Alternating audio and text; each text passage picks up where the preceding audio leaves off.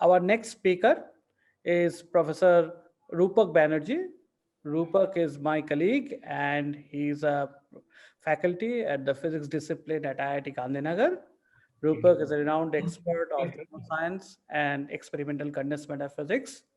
We are really thankful to him that he has agreed to give this talk on India's first science Nobel laureate, uh, C.V. Raman.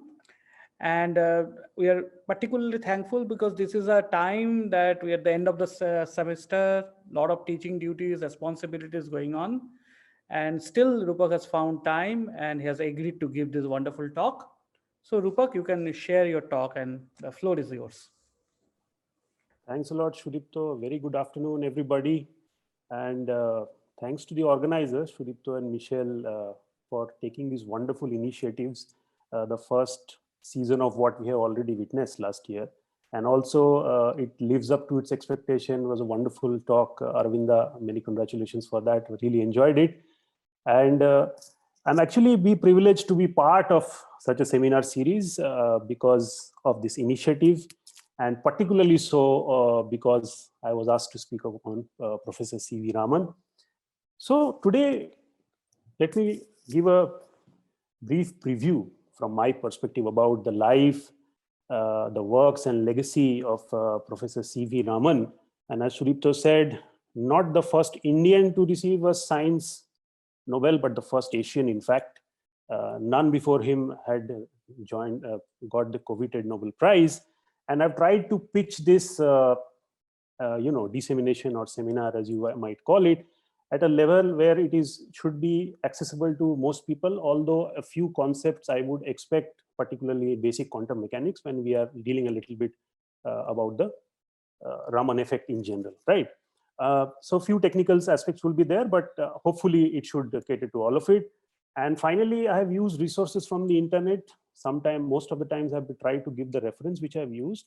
Some of the times it has not been possible to do it. So I start with a disclaimer that there is no intention of any copyright infringement. And if I inadvertently have not been able to cite somebody or some resource, my apologies. Being this just an educational dissemination, I hope this should not be too much of a problem, right? So basically, this is where we start with. And it's a weird thing that we start with the epilogue. Usually this is something that comes at the end, fag end of a life or a play or a book or whatever. But let us start with this, and I will tell you the reason why, right? So Professor Raman says that my life has been an utter failure. I was the first Asian to bring home the Nobel Prize in scientific field. I thought I would build true science in our country. We are now a legion of camp followers of the West. There is no hope and there cannot be any real advancement of science at this rate. This is Sir C.V. Raman at the twilight of his career, a very late stage in his life. I have quoted the citation from which I have found it. And today, actually being 21st of November, his 50th death anniversary, so probably a good time to pay tribute to the wonderful achievements that this gentleman has done. And so let us try to together explore his life's works and legacy, and who is without doubt one of the brightest minds, the legendary Indian physicist and Nobel laureate, Sir C.V. Raman. So in terms of an introspection, so Sir C.V. Raman was a man of strong conviction and innovative ideas. You know about that. One of India's greatest physicists, acknowledged leader of the early scientific movement, right? We are talking about 19s, 20s, 30s. I'll show you in later slides what I actually meant by that. But who was renowned for a discovery that bears his name and which was actually quite remarkable. Then why then in the twilight of his life does he look back, not with pride or satisfaction, but with pain? So this is a story that I thought I would try to share with you. Why is it that Professor Raman, the acknowledged leader, here you can see some of these probably very, very popular photographs. Here you see himself explaining these normal modes, wave propagation. This is the Raman spectrograph. This was the equipment which he's demonstrating this to his students.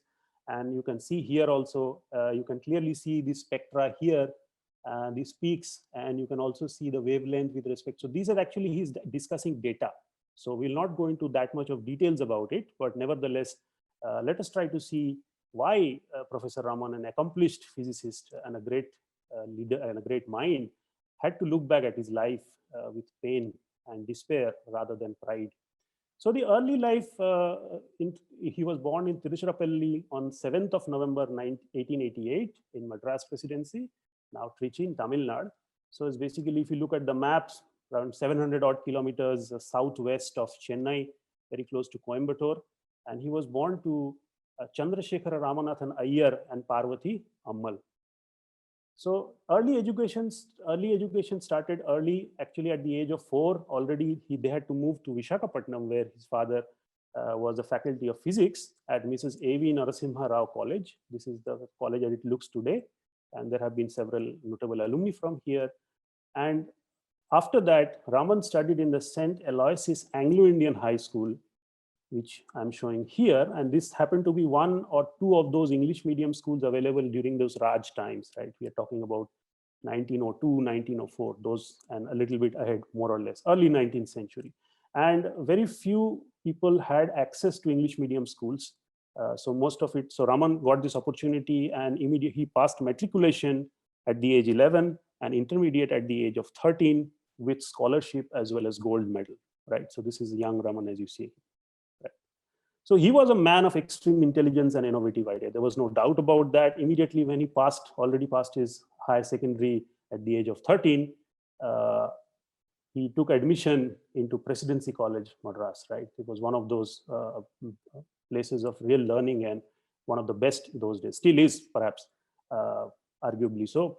But, you know, when you talk about a man of extreme intelligence and innovative ideas, and you're already talking about a deadly combination. Now add to that a dash of ego, and you become insufferable. But that will come much later in the story.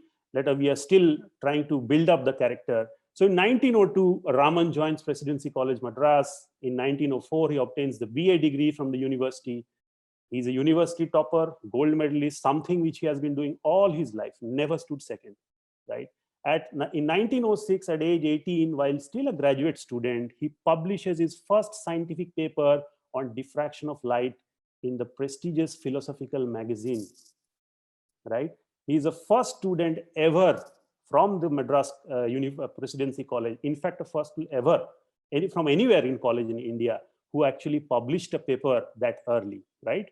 And here you can see this is the paper. We talk about unsymmetrical diffraction bands, and this is given by C.V. Raman, and he says he's a demonstrator in this Presidency College, right? Because he still didn't attain his MA degree by then when he published this paper. Anyway, in 1907 he completes his MA degree from the same university, again with highest distinction, right? And then starts his academic journey. Now, publications were he was still an undergraduate student when he published his second paper in Philosophical Magazine on surface tension of liquids. So he really had an innovative idea. He was very smart and actually physically a little bit weak. So that is why he spent most of his time reading literature, reading different kinds of, even people said those days, the physics book by Gamow was something which people were really literally scared of. And some people say that at a very young age, he had complete control with a conceptual understanding of those books. Anyway, so by fluke or by luck, his paper got accepted alongside Lord Rayleigh's paper, right? So this is the curvature method paper by C.V. Raman. You see, look at this. This is like 58. And then I give you, first I try to shade it. And this is 59. This is by Lord Rayleigh on the relationship of the sensitiveness of ear to sound, right? And you see that this came exactly below the end of the paper which Raman had published, right? Look at this, physical laboratory from University College Madras, what is written here, right? So Lord Rayleigh, when he was looking at his own paper, obviously everybody does that once you publish it, he found a very interesting article by somebody, C.V. Raman, who is then MA, and he started to communicate. So this was one of the first break which Raman got. Lord Rayleigh was all his life a well-wisher and a supporter of his things, and he actually courteously started addressing him as professor, right? Professor Jones, the university professor in Madras Presidency, encouraged that Raman should, like all other people, start looking for higher education in the UK. But obviously, he put him through a physical examination, and physical health concern forced him to forfeit higher studies in UK. Right? He went through a board medical board, and they said that okay, the weather was so harsh that he probably could not survive. Much later in his life, Professor Raman, he makes a statement that, oh, these people thought I would probably die of tuberculosis. Now, whether he was referring to the fate of Ramanujan or not was not clear. Often he used to make statements like that, particularly at later stage in the life. But Ramanujan was also very much contemporary. Yeah? They are like separated by 1 year of this. Ramanujan also had this bad fate of, although he did not die of tuberculosis, but which is now proven, but he died of amoeboisis. But point was that for him it was very difficult, and Raman actually probably joked about that. Anyway, he himself, whether he missed the opportunity, he somehow all his life really propagated the fact that if a country has to grow scientifically, it has to be homebred science. It has to be done here. It has to be done with these infrastructure that we can build here. It has to be done with infrastructure which we have available at our disposal, and not rely on the West always to do that, right? So this was a principle somehow he stuck all his life to, because most of his work you would see he actually did in India with equipment that either he invented or were available in India, right? So, well, finally, there were no scope for any scientific career. And once medically he was unfit to pursue higher education, he had to settle for the other best option, and which was like a civil servant, right? So just like his elder brother, he joined the financial civil services, and here also he topped the exams, right? In fact, he was the youngest person ever to be appointed assistant accountant general when he was posted in Calcutta, Kolkata now. And you can see this is Raman, and during his time as the accountant general in Kolkata, right? So he moved to the capital of the Raj, Calcutta, with his wife, Lokasundari Ammal. They had been recently married in the same year, 1907. And Lokasundari Ammal was an expert veena player, right? So the saying goes that Raman actually got impressed because of the veena that Lokasundari played. However, she herself had a great sense of humor. She said that, no, I don't think so. It was because the civil servant in those days got 150 rupees extra if they were married. Probably that was the reason. So this is what they say. Anyway, the couple were suspected to converting to Christianity during the early days because they had constant visit to St. John's Church. People in Kolkata know where it is. So, and it was obvious what the main reason was, right? Lokasundari went there for the music, and Raman went there to study the acoustics. So they had varied reasons to go, but they went there frequently. And so the neighbors were a little bit skeptical. Why these people are actually going to the church? Are they converting or not? So these things were something which were happening, and never ever have these things mattered in Raman's life. So he went on with the way he perceived things.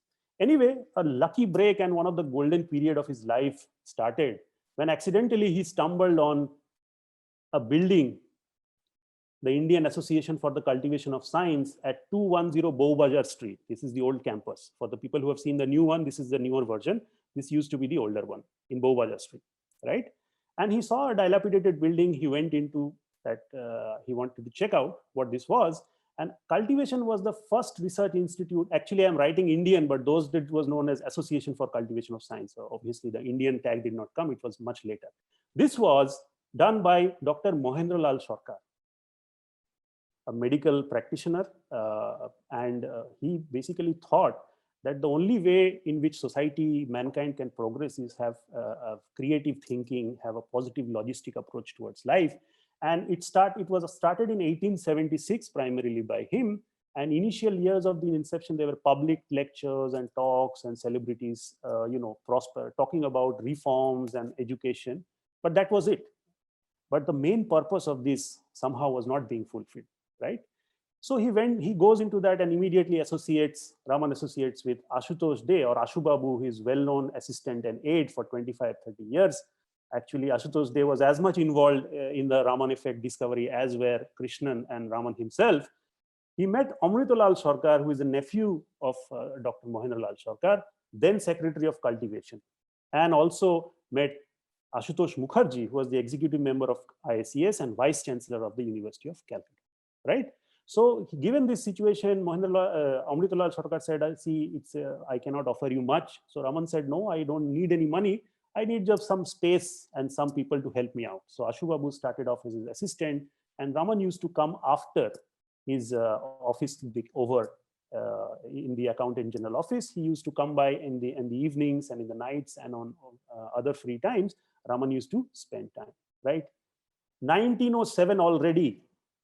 This is when he moved to Kolkata, early 1907. And by October 1907, he published the first paper in Nature, Newton's ring in polarized light, from the Science Association Laboratory, Calcutta, September 12th. So immediately, as soon as Raman came, the purpose of the cultivation of science, it started off, right?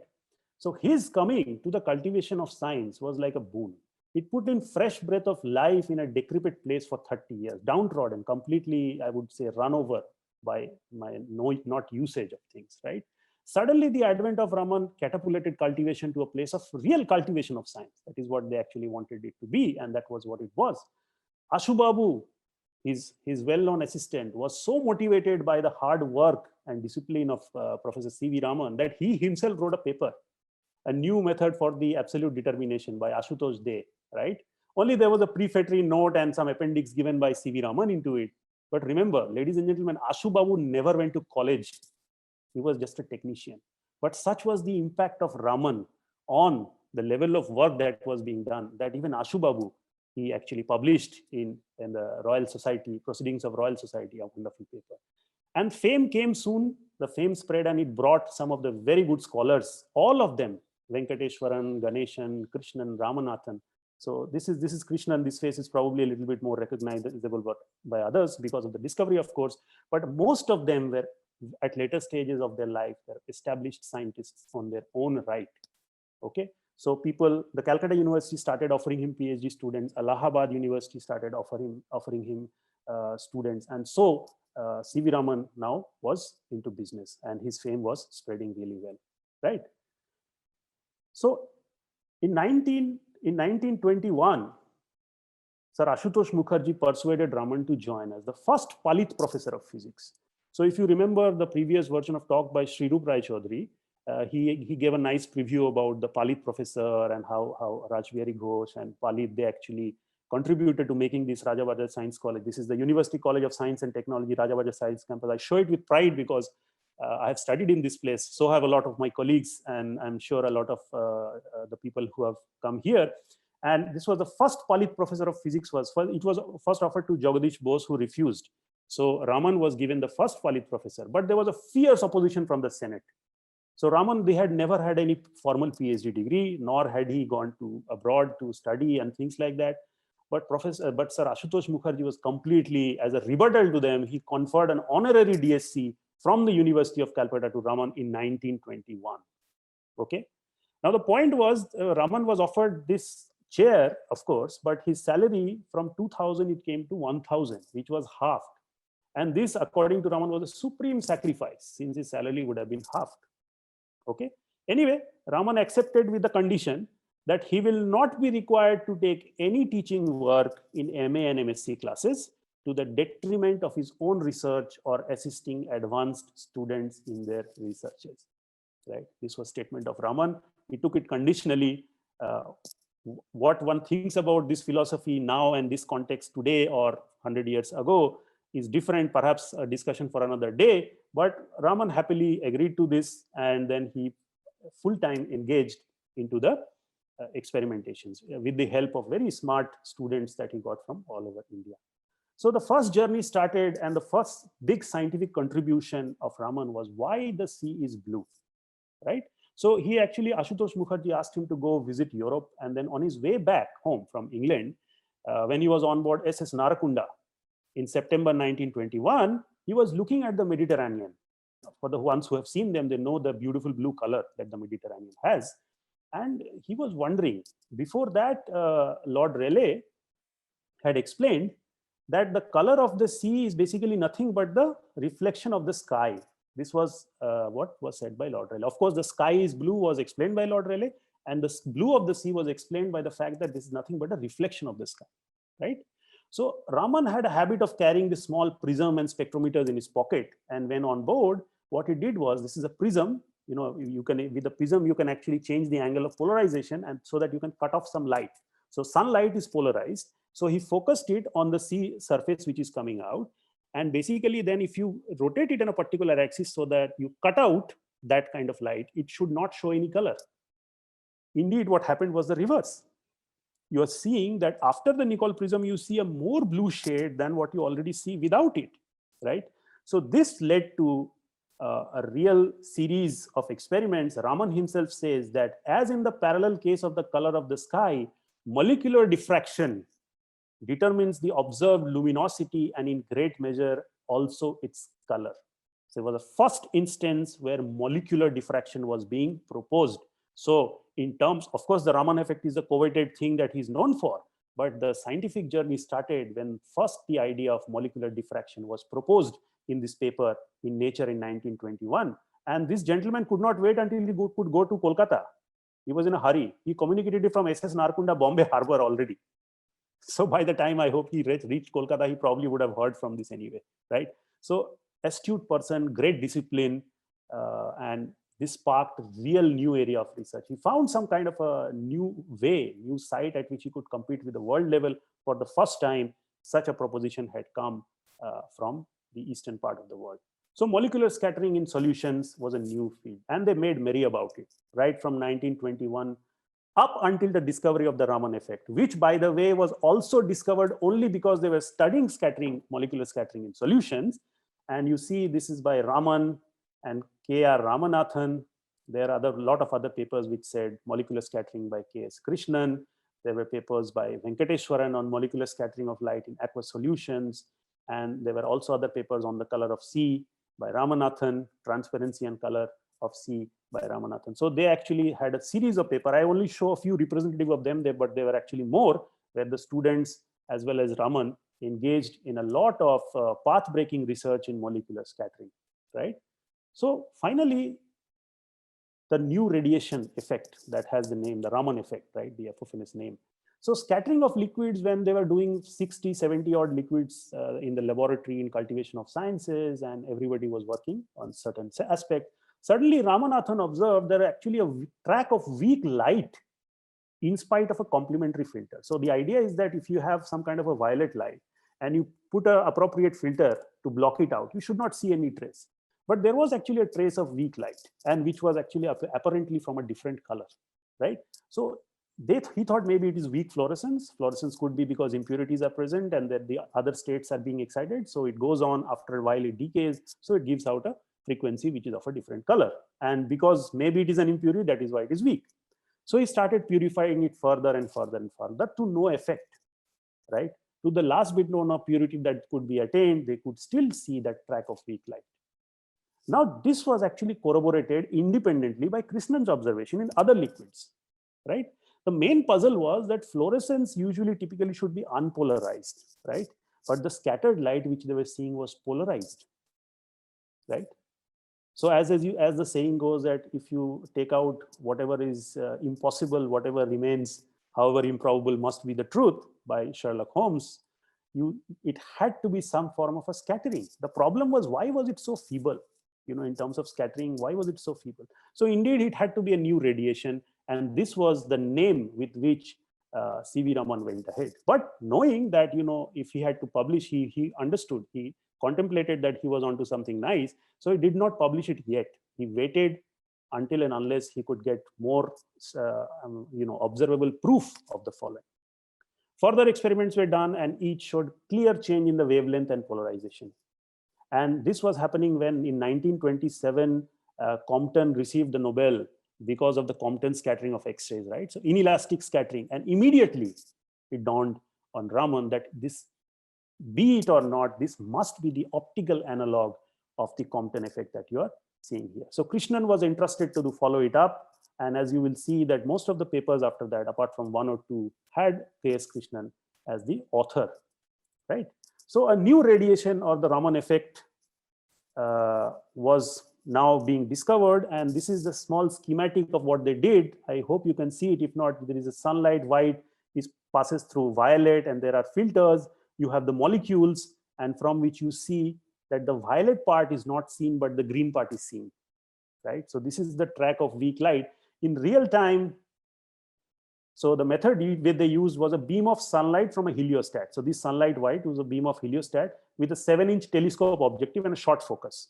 And this was passed through the blue violet filter, which was then passed to the liquid. And then you are just looking at the color of it. And you could see some kind of a bluish green, brilliant bluish green color, which was still obvious. Okay. So basically, if you were to put it, this is the kind of equipments that were being used, right? It was a tripod stand in which you had to put a filter, and then you can see this liquid bulb in which the liquids were there. So this was typically the setup with which such was observed. So you actually clearly saw that the light which you see is not violet as it should be, but rather it is bluish green, right? Now Raman was set upon thinking how to prove it. So if you really see a change in the frequency, how can you do it? So it dawned on him that he had actually made a nice equipment, which you know as a spectrometer. This could resolve your spectra in terms of their energy or frequency. So if there is a shift, you should see some kind of a peak shift. Okay. Immediately he called for Ashu Babu to arrange it. But even then, they were not getting a very strong intensity, right? The icing on the cake, or the thing which finally nailed this, was the employment of a mercury arc lamp. So they were doing it with sunlight until now, as you saw with the heliostat beam of sunlight, but that was giving very weak or frail kind of a reflection scattering.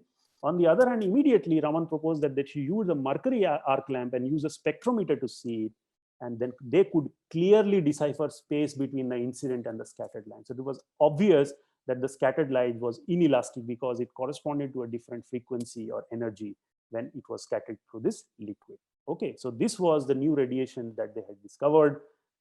This is the photograph of C.B. Raman with the spectrometer that he had used to catch this effect. And finally, the new radiation in Raman effect was. So first thing what Raman did was call the Associated Press of Kolkata and address it. And look at the date, 29th of February, the only year he got in 4 years, extra day, he made use of it. And the new theory of radiation was declared to the press, Professor Raman's discovery. Then came these series of papers which have been published in Nature. New type of secondary radiation. This was published in March 28. The optical analog of Compton effect. This was published in May 28. And finally, this is the image of Raman effect. The change that you see in the spectral lines on benzene. This was actually recorded by K.S. Krishnan. This was one of the first recorded proof of the Raman effect that you see here, right? And this is the paper, the May paper that I'm talking about, the optical analog of the Compton effect. Then you can clearly see it starts with the fact that in this view graph, you see that if there were no inelastic scattering, how it would look like. And in the second view graph, you see that there indeed is presence of a lot of other scattering factors, which means that there was beyond any doubt now the proof that indeed there existed a Compton effect optical analog, which finally was named as the Raman effect. In fact, the name Raman effect was coined by German and French physicists. They call it a new radiation, a new type of secondary radiation. This is what they call it. But the Raman effect was actually nomenclated by a German and French physicist after that. But anyway, so this was really magnificent. And for the uninitiated, I have put in a very, I would say, hand-waving kind of a schematic. If there is monochromatic light and there is transmitted light, if there is scattering, then often what happens is the energy with which the molecules or the ray of photon goes by, they are actually either reduced or they can also be increased, as I'm going to prove it. But this is what the new phenomena was all about. But the understanding of this was much more detailed, right? So this led to the Nobel in 1930. So although it was in 1928 reported, Raman was hoping for the prize almost immediately. But I think in a couple of years, it was decided that indeed this is a path-breaking discovery. And the prize motivation, this I read from the official website of the Nobel Prize, for his work on the scattering of light and for the discovery of an effect named after him. By 1930, people already started calling it the Raman effect. You see the Raman spectrograph kept under box, and we've taken well care at the cultivation.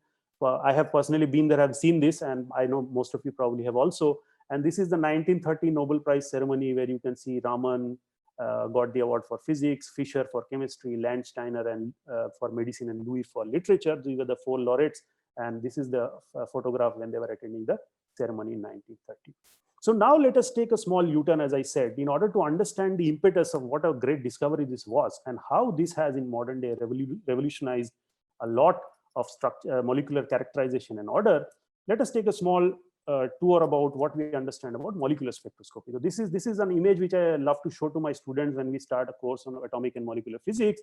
And you see each of these phenomena of the molecule, whether it is change of spin of the nucleus or the electron, or it is the change of orientation or configuration of, these are molecules, right? So either the molecule is rotating, or the molecule is vibrating, or there is a spin flip associated with this electron, spin split associated with the nucleus. It could also be electronic transition happening between states or within states. And finally, it could also be the changes in the nuclear configuration. So each of this effect, change of spin, could be seen by techniques which we know as NMR and ESR, most of it very well known and utilized in chemistry. Change of orientation, microwave and infrared, these are the ones which correspond to the frequency range. If you look, I have given all in terms of the wave numbers, wavelength, frequency or energy. Ideally one is enough, but this is good to have a one-on-one correspondence. So typically starting from 3 into 10 to the power 6 to 3 into 10 to the power 18 and above was the frequency range with which the electromagnetic spectra had. And depending upon what kind of information you wanted to extract from a particular molecule, you could employ different techniques. Out of these, our focus will be mostly on this rotational and vibrational spectroscopy, the molecules rotating or vibrating, which fall mostly in the microwave and infrared regime. Although Raman was actually being visible in the visible light, because you could see the green light, otherwise they couldn't have been able to see it, right? But these two motions of the molecules are primarily responsible, and also they respond to the Raman scattering as they do to the infrared spectroscopy, right? Okay, so basically when we look at a rotational spectra, what do you see? You see that this is a heteronuclear molecule, say HCl, H plus and C minus. There is a permanent dipole moment, and due to rotation, this permanent dipole moment keeps changing the position. So from top to down, it goes to center to left, then up, then right and down. So indeed what happens is the vertical component of the dipole starts oscillating as the molecule is rotating. As soon as you see there is a change in the dipole moment, the electric field which is incident starts interacting with the dipole, and as a result you see rotational spectra, right? So you can actually model that like a diatomic rotator, and you can solve the Schrodinger equation for it, right? So this is you assume it to be like a rigid rotator. The bond is not vibrating in between. Later on we will extend it to that formalism, and you assume the potential to be constant. If you solve for it, you will see that the energy eigenvalues are given by h square by 8 pi square I, where I is the moment of inertia given by the reduced mass of the system times r square, the bond length, okay? And J is the rotational quantum number, which is 0, 1, 2 in integer value, right? So in spectroscopy, it is a good notation always to not represent in energy but wave number. This is nothing but you just divide the energy by h and c. So the unit, it changes to centimeter inverse, right? And if you look at this part, which was actually constant, this is known as the rotational constant and is given by B is h by 8 pi square IBC. Okay. So if you now typically see how the energy looks like, you clearly see that as a function of J, the rotational quantum number, your energy levels are spaced out. And now, depending upon what transitions are allowed, you see that these transitions 0 to 1, 1 to 2, 2 to 3, and all are all allowed. Okay. These are selection rules which have to be followed. Now what you see in the spectra is these lines corresponding to 2B, 4B, 6B, 8B, and so on, right?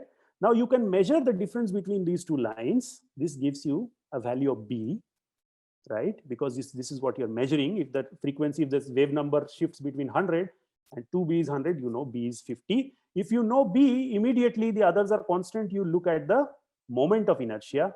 And if you know what your molecule is constituting about, say it is HCl, also know the mass of hydrogen, mass of chlorine. So with the reduced mass and idea about moment of inertia, you can calculate the bond length. So these kind of wonderful information, which was until now not being able to be accessed, was done by molecular spectroscopy, right? So this was the rotational spectra, and this also is relevant to the Raman scattering, right?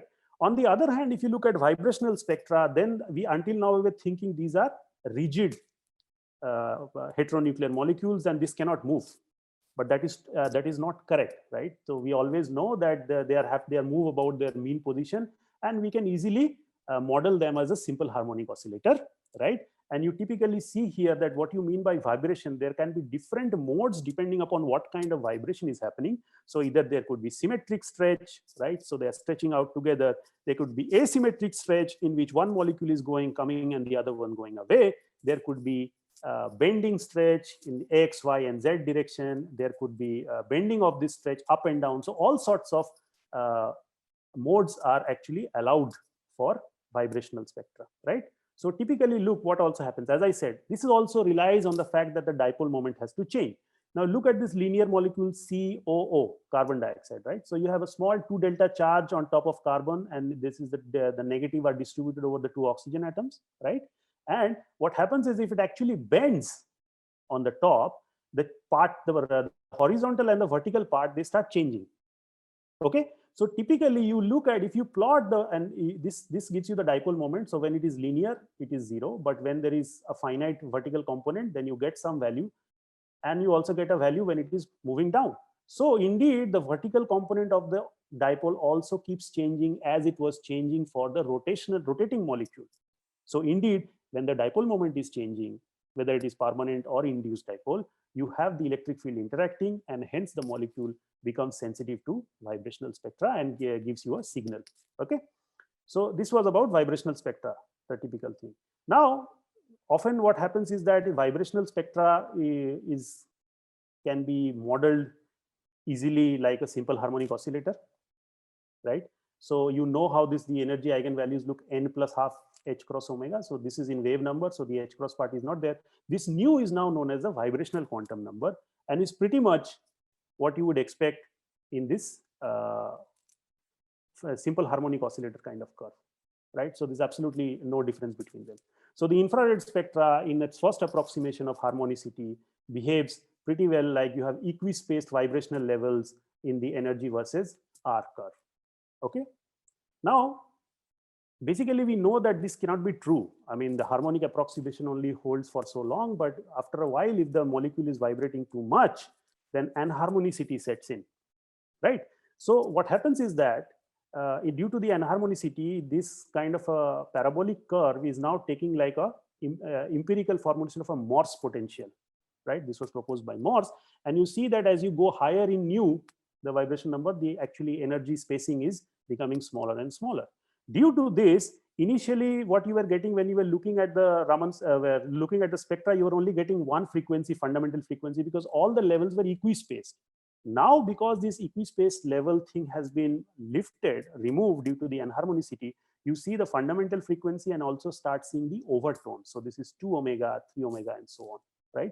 And this is also, these are allowed transition between for delta nu equal to +1, +2, +3. All these were allowed, and all the selection rules, they are more involved, but in this case it is allowed to be that. Okay, so what now is that you can actually measure the difference between the overtones and the fundamental frequency, and since you know you modeled your system based on certain simple harmonic approximation, right? So you had the nu plus half omega e term, plus now you have this anharmonicity constant which you plug into this to take care of this kind of change in the Morse curve.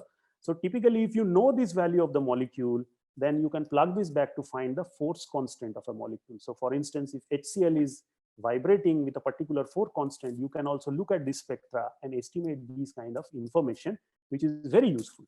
And these are used nowadays, IR spectroscopy, Raman spectroscopy, for routine characterization, right? So you know where the peak should be, and you see where the peaks are, just like X-ray scattering.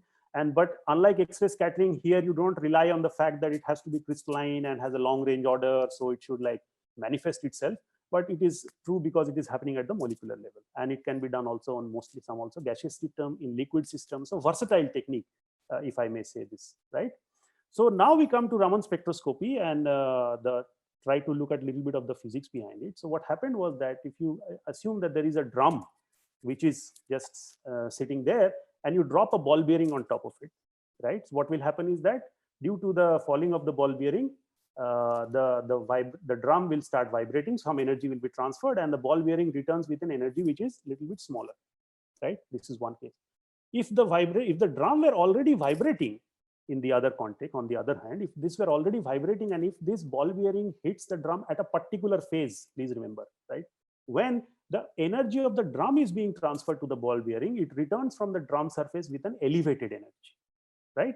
So this was the main basis on which Raman scattering was based, right? So you talk about Rayleigh scattering, it goes to the virtual state, you excite something, goes to the virtual state, it comes back to the same state.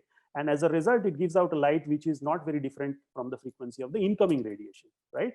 On the other hand, if you were to still excite it to a virtual state, and while returning, if it returns to a state which is slightly higher than the initial state from which it was pumped out, then you give an energy which is smaller, and in this case an energy which is higher, right? So you now have a strong Rayleigh scattering, elastic scattering, accompanied by two lines, these weak lines, which are the Stokes and the anti-Stokes line, the Stokes-Raman scattering and the anti-Stokes-Raman scattering, right? So this is basically your main scattering, and you have on the left hand side and right hand side two weak lines which were characteristic of Raman spectroscopy. So to get a little bit of a better flavor about it, so how do you explain? So until now, see, dipole moment was not necessary. The IR technique and rotational spectroscopy suffered from one thing: as long as you have a heteronuclear molecule and some kind of dipole is there, you're fine. But what about H2? What about N2? What about O2? These are also molecules, right? But these molecules, because they don't have some sort of a dipole moment or induced dipole moment, so any rotation of this molecule does not actually have any response with the electric field which is incident.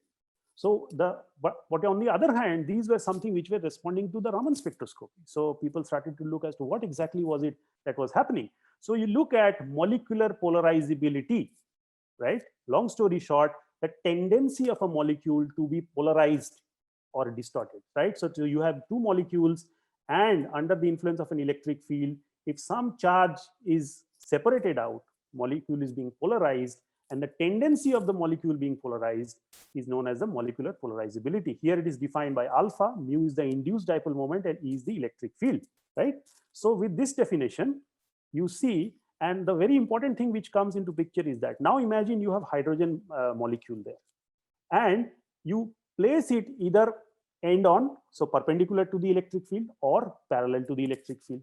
Now it is very obvious that the electrons are mostly localized about this bond axis, right? So what happens, it is much easier to distort the electronic positions and create small polarization of the molecule when they are placed in parallel to the electric field rather than when they are put perpendicular to it, right? So unlike your dipole moment and other aspects, you see now there is a clause where the axis of the molecule with respect to the incident electric field plays a rather important role, right? So this was another level of complication which was added to it. Anyway, so what happened is that the best way to look at the change was the change in the polarizability was done by the polarizability ellipsoid, right? So ellipsoid is just like an ellipse, but it is 3D rendering. And why an ellipsoid was there? Basically, look at the water molecule when you see from the three perspective. One is just side on, the other is going into the plane, and third is the top view. All of three, you see that the ellipsoid that you construct for these kind of molecules is different. Now let me spend a minute on what do I mean by this ellipsoid. So typically you see if the oxygen and hydrogen, which are distance is here, right? If you keep stretching this, right? So means the oxygen and hydrogen, if the bond becomes stretching and stretching, the influence on the electron becomes lesser and lesser, right? So it is easy to distort that electron. So it becomes easily more polarizable.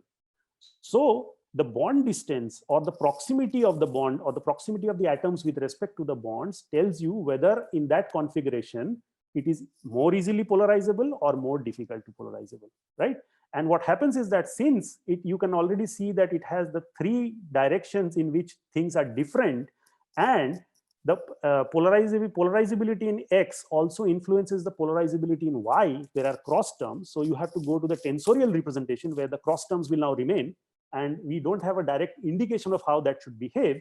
We say that the easier it is to polarize a molecule, the smaller will be the ellipsoid axis, right? This is the kind of a thumb rule that was used when it was proposed to it, right? So this is just looking at the three different axes, and which is already giving three different ellipsoid. Now, what happens if you actually have these kind of symmetric stretching modes? So if you can read this, this is symmetric stretching mode of water, H2O, right? So in this case, the hydrogen are stretched out Here is the equilibrium position, and there they are really compressed. So when they are really compressed, you see that the polarizability is actually quite big, because it is very difficult now to polarize this molecule. On the other hand, since the hydrogen has now gone further away from the oxygen, it becomes easier to polarize, right? So you see that the ellipsoid changes its size from this to the mean position to the compressed position. So you actually say there is a change in the polarizability ellipsoid. Okay, and in anywhere where there is a change in the polarizability ellipsoid, that particular mode will be Raman active or allowed in Raman spectroscopy, right?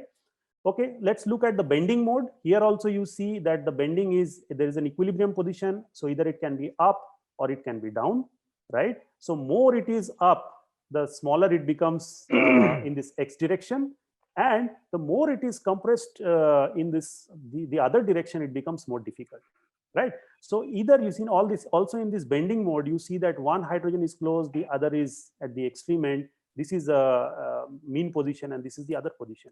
So in different cases, for the symmetric stretching, bending, and asymmetric stretching mode, you see that there is a change in the polarizability ellipsoid.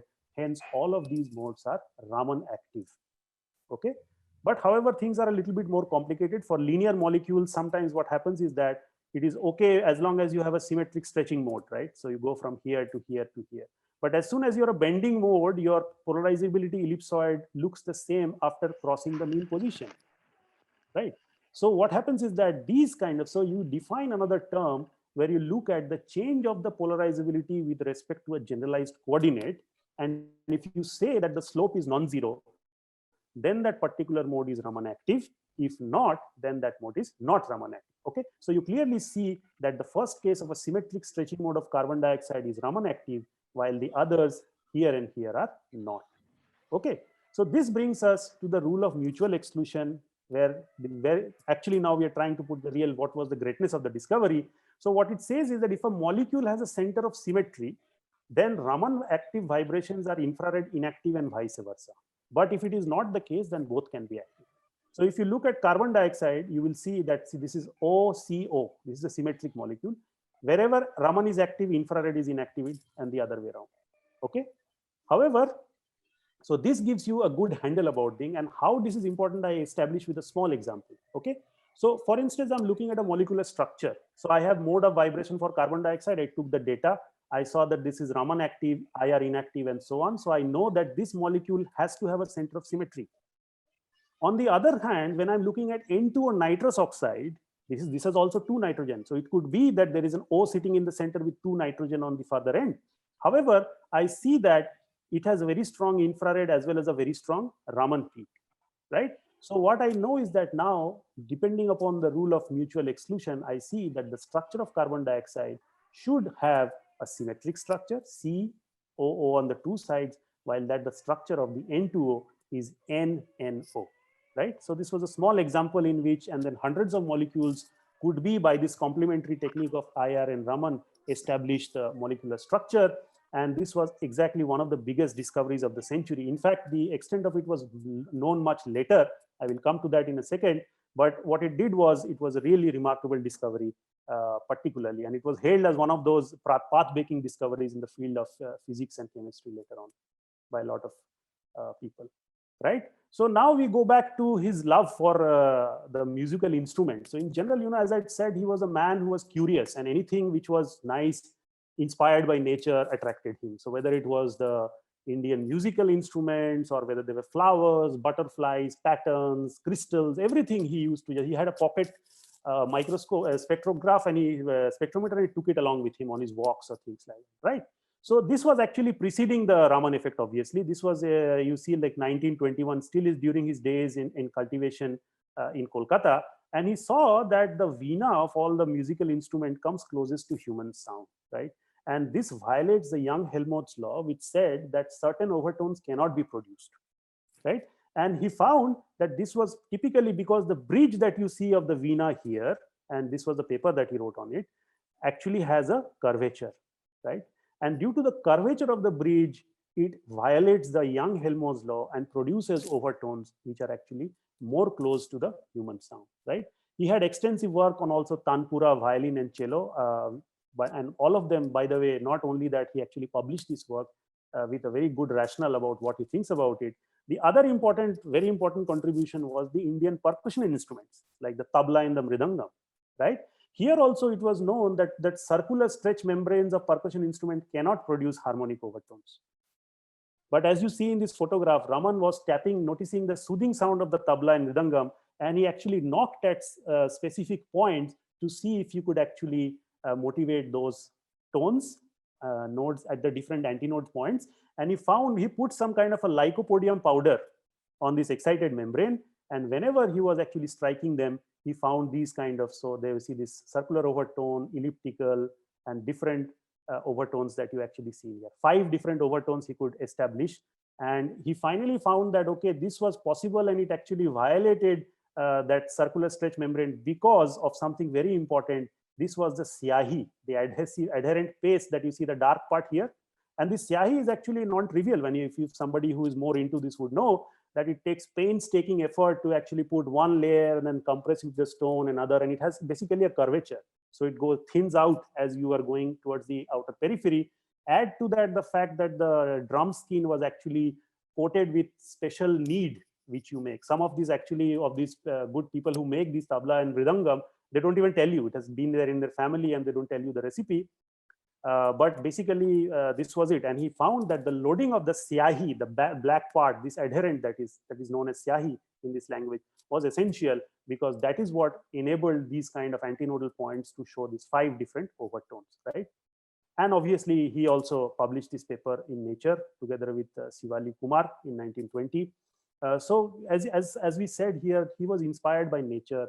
And since those days, there were no boundaries between art and science, theory, experiment, modernity, tradition. Those were diffused. Anybody was a seeker, anybody who could do anything was welcome to do. And it was the skewed observational part, which was very, very strong with C.V. Raman. As I said, he had innovative ideas about how he could do that. That is what is key, particularly in experimental finding about, do you have that trick? Could you think about using a mercury vapor lamp? Could you think about loading it with a talcum powder and knocking it at different points?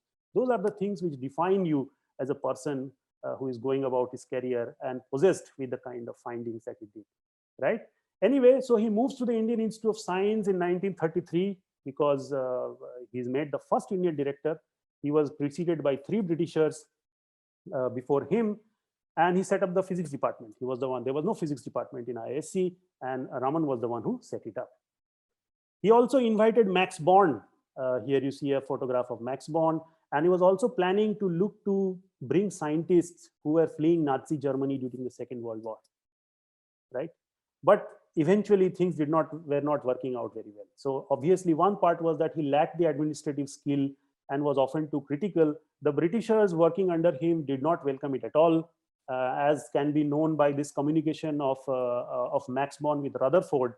They were really, really critical of Raman and his policies. Raman, on the other hand, was also becoming egoistic now that he was a Nobel laureate. And due to this, they also said that, okay, he was siphoning off funds to create the physics department at the expense of other departments, which was not the policy of the Institute of Science. And there was a fallout, right? There was a fallout. There was a committee, Irwin committee, which was formed to look at that. And basically, the center of gravity of research was being shifted to the physics. They wrote newspaper articles where you see a lack of spirit and harmony in the Institute of Science, where relations between the director and staff are acute and strained. Basically, 1936, July the 20th, they have been doing in the Madras Mail. Similarly, Irwin Committee's report, where they are looking at the dominance of the physics department, which was criticized. And finally, although when things were ripe that maybe C.V. Raman will leave the Institute of Science, they came up with a proposal that either he resigns as a director and continues with a professor of physics in the physics department, or he has to let go of both. So Raman actually agreed to stay along because there was some work that he was still doing. He had to resign indeed, but he still continued excellent research. Some of this well-known work, the Raman Nag theory is one of them. And there were several others which he continued to work on. And finally, when he retired in 1948 from IISc, he was extremely bitter because of the ways things turned out to be. So before he actually retired from IISc, he already started building the Raman Research Institute 2 years before he was retiring, right? And he designed it by himself. So this, if you can look at the design, old Raman Institute, where the whole design of this was actually made by Professor Raman himself.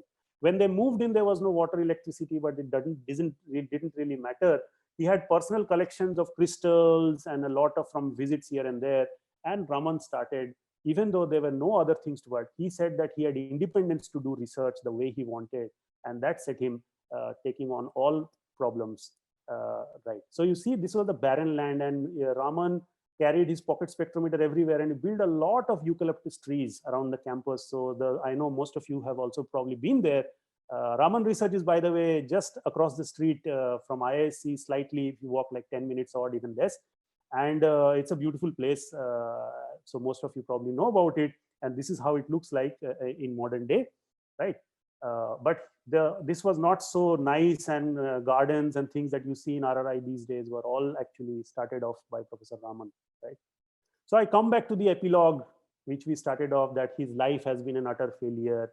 He was the first Asian to bring home the Nobel, and yet, you know, he could not build true science in the country and all. They were camp followers of the West, as he says in his famous quote. This was at a much later stage in his life, of course, but now we know what were the main issues that were pertinent. The incidents at IISc had certainly left scars, and the egoist that he was not going to let them go so easily. He had strong opposition to Pandit Nehru's scientific policies, right? He opposed a lot of them, even to the extent of publicly be speaking against them. And he had a lot of adversaries, some of them probably self-made, like Meghnad Shaha, Bhabha, Bhatnagar, and Krishnan, his student Krishnan. So these were science administrators. They were the leaders of this INSA, or they were actually looking at CSIR, DAE, Department of Bhabha Atomic Research Center, and Shaha Institute and others. And they were not on the same page with Raman. So he actually became kind of a recluse when he was cut out of a lot of things. He also refused money from Pandit Nehru or from Tamil Nadu government when they came forward. But only King Wayanad from Mysore gave him the land where he built this Raman Institute, and he was happy with that until the rest of his days, right? So basically, what do you have a legacy about C.V. Raman? You know, there's a huge list of things. In 1930, he got the Nobel, he was knighted, he got the Hughes Medal. 1954, he got the first Bharat Ratna along with Rajagopalachari and Sarvapalli Radhakrishnan. But it was later, it is said that he smashed the medallion in protest against Prime Minister Nehru's policy on scientific research. By that time, actually, he was really bitter with the way things were. Raman effect, the day it was discovered, 28th February, is celebrated as a National Science Day. I know many of us do that in some context or the other. He was the first Indian director of IISc in 1933, but unfortunately, there was a fallout due to that. He founded the Indian Academy of Sciences during that time as well, right? But this is the thing. I mean, if people were so critical that he invested all the money and resources in creating a physics department, there was no reason for him to build an Indian Academy of Sciences, which would not only take care of physics, but all sciences in general. So that was the plan. So here he is proudly showing off his Nobel Prize certificate.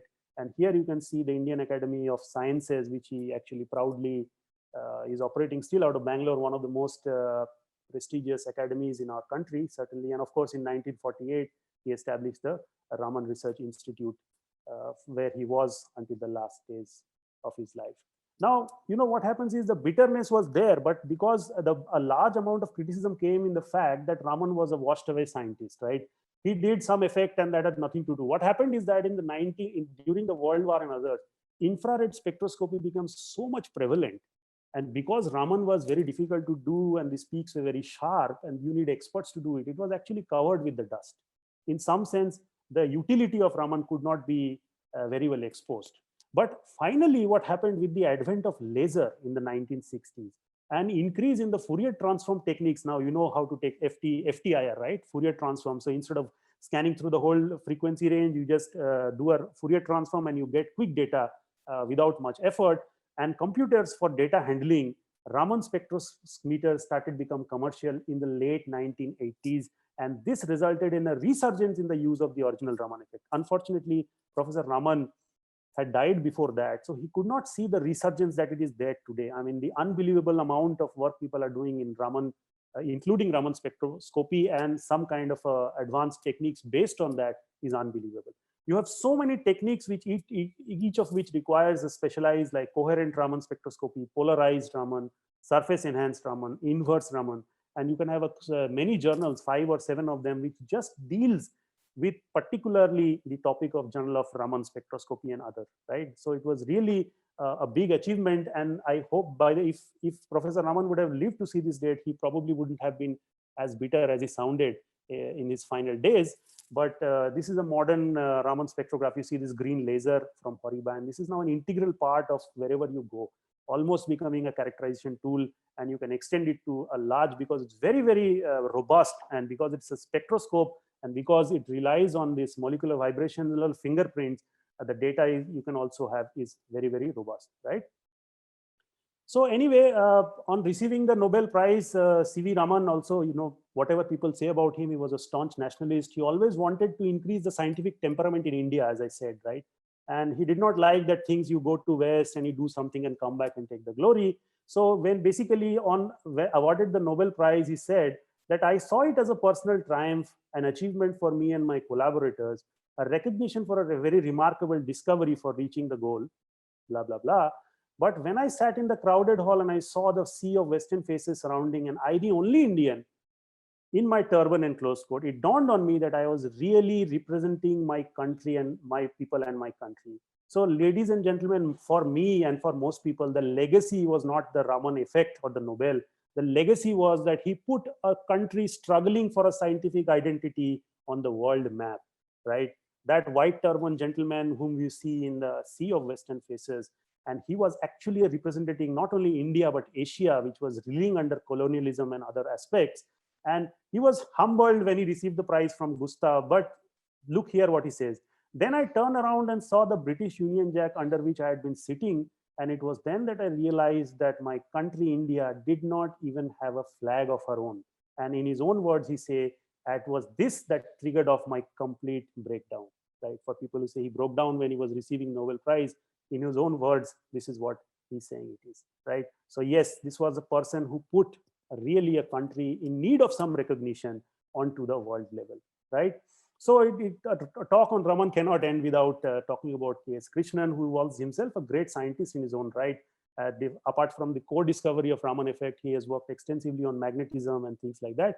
We heard from Aravinda a little bit about Krishnan and how in Allahabad universities, they were actually proliferating the science.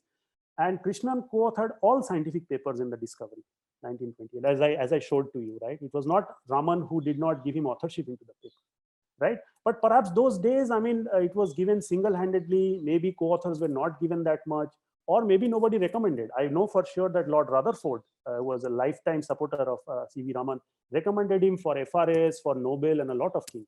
So if you have a recommendation from Lord Rutherford, that really has a lot of weight. Perhaps there was nobody who was there with Krishnan. Perhaps Raman did not speak too well of him.